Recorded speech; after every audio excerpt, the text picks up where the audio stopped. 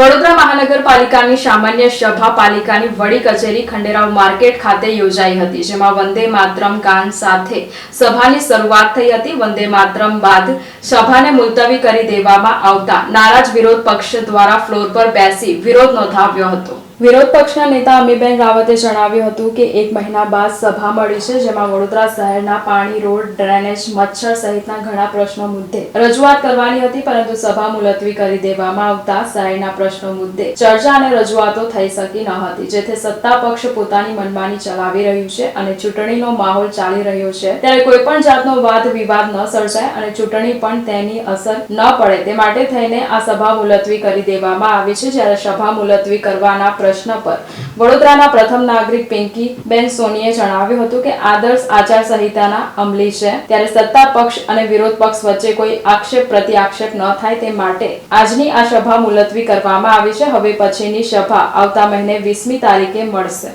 આદર્શ આચાર સંહિતાના પગલે આજની સામાન્ય સભા કે જેમાં અમારા સાથી પક્ષના નેતા દ્વારા આજ રોજ સવારે ઉમેદવારી પત્રક પણ